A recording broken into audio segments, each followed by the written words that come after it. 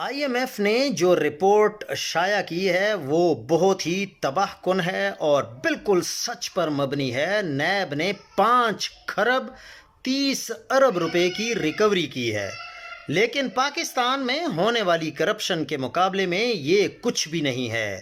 Report اتنی خطرناک ہے کہ حکومت 3 ماہ تک دبا کر بیٹھی رہی۔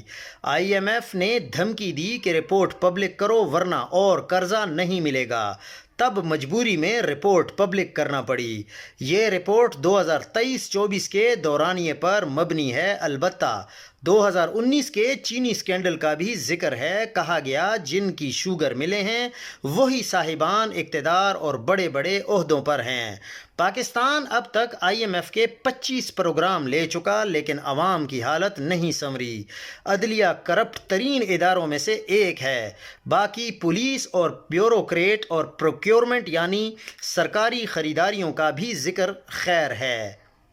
یہ رپورٹ صرف وفاق اور وفاقی اداروں سے متعلق ہے، لیکن فوج سے متعلق اس رپورٹ میں کوئی تحقیق شامل نہیں ہے، یعنی آئی ایم ایف کو شجرہ ممنوعہ تک جانے کی اجازت ہی نہیں تھی، اور نہ ہی صوبائی حکومتوں کی کرپشن کا ذکر ہے، یعنی یہ گانچھا صرف وفاق نے مارا۔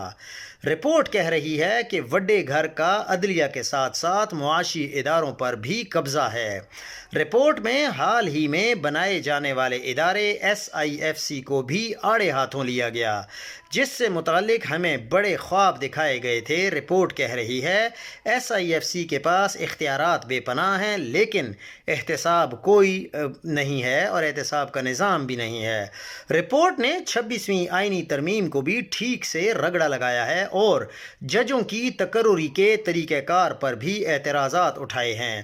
اگر آئی ایم ایف کی یہ رپورٹ 27ویں ترمیم کے بعد آتی تو بلا شبہ یہی لکھا ہوتا کہ پاکستان میں عدلیہ نامی چیز کا وجود ہی نہیں ہے۔ مایوسی گناہ ہے، لیکن ایسی چیزیں دیکھ کر بندہ کبھی سوچتا ہے کہ اس ملک نے کبھی ٹھیک نہیں ہونا۔